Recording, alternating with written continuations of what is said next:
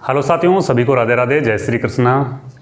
तो दोस्तों, राजस्थान पुलिस का जो लगभग सभी जिलों का फाइनल रिजल्ट है, यानी कि फाइनल कट ऑफ है, वो जारी हो चुकी है। जिन भी साथियों का राजस्थान पुलिस में सिलेक्शन हो गया, उनको डॉक्यूमेंट्स वेरिफिकेशन जो आपका डीवी होना है, उसमें आपको कौन कौन से दस्तावेज है वो लेके आने हैं। और देखो, जिनका सिलेक्शन नहीं हुआ उनको निराश नहीं होना। आगे 9000 की वैकेंसी आ रही है, तो सीईटी की अच्छे से तैयारी कर लोगे। सीईटी में 40% अगर आप मार्क्स ले आओगे ना, तो इसमें भी ज़्यादा टाइम नहीं लगेगा। 9000 वाली वैकेंसी है, वो 2-4 महीने में ही है। नई वैकेंसी आपको राजस्थान पुलिस में देखने को मिल जाएगी। अब आपको क्या क्या दस्तावेज लेके आना है। जब आप डॉक्यूमेंट्स वेरिफिकेशन के लिए आ रहे हो, तो डॉक्यूमेंट्स वेरिफिकेशन होने के बाद में आपका होगा मेडिकल, और ये प्रोसेस लगभग 2 या 3 दिन तक चलेगा। आपका फर्स्ट वाला दिन होगा जिस दिन आपको बुलाएंगे, तो उस दिन तो आपके यानी कि पूरा दिन लग जाएगा डॉक्यूमेंट्स वेरिफिकेशन करने में। डॉक्यूमेंट्स जैसे आपके जमा हो जाएंगे, मूल दस्तावेज भी देखेंगे, आपके ओरिजिनल डॉक्यूमेंट्स देखेंगे, साथ में उसकी प्रमाणित फोटोकॉपी, आपके खुद के द्वारा प्रमाणित की गई फोटोकॉपी है, वो भी उनके साथ में लेके आना। कौन कौन से डॉक्यूमेंट्स आपको लेके आना वो मैं बता रहा हूँ इस वीडियो में, तो वीडियो को आप ध्यान से देखें। एक बार देखो, जो सबसे इंपॉर्टेंट है वो आपने सीईटी, जो आपने सीईटी दी थी 2022 वाली सीईटी, उसका आवेदन पत्र, जो आपने फॉर्म भरा था सीईटी का, उसका आवेदन पत्र आपको लेके आना।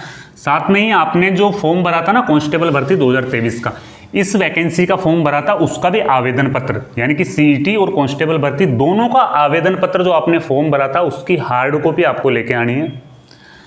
फिजिकल आपने दिया था, उसका एडमिट कार्ड आपको लेके आना। और एग्जाम का जो प्रवेश पत्र है ना, जो भी आपने यानी कि 14 और 15 जून को आपने एग्जाम दी थी ना, उसका जो प्रवेश पत्र है ना, वो भी आपको लेके आना। तो ये सारी चीज़ें आपको कहाँ पे मिलेगी? अगर आपके पास में नहीं है तो आपकी SSO ID पे ये सारी चीज़ें हैं ना, आपको मिल जाएगी, वहाँ से आप इसे डाउनलोड कर लेना। SSO ID पे ये सारी चीज़ें हैं, वो आपको मिल जाएगी।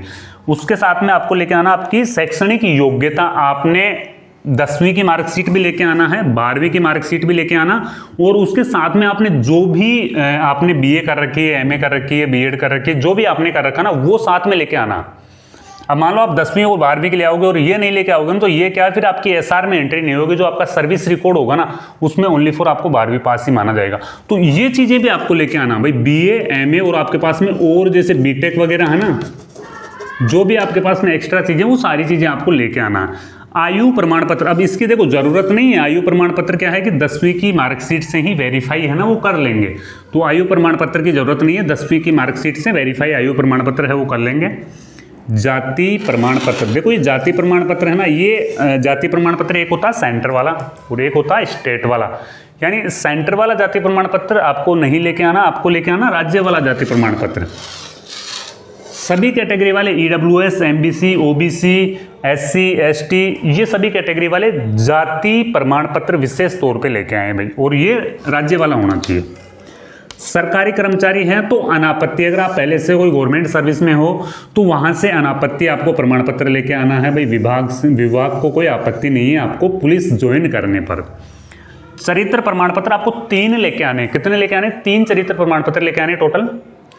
पहला चरित्र प्रमाण पत्र तो जहां से आपने लास्ट में स्कूल या कॉलेज जहां से आपने पास आउट किया ना, वहां का।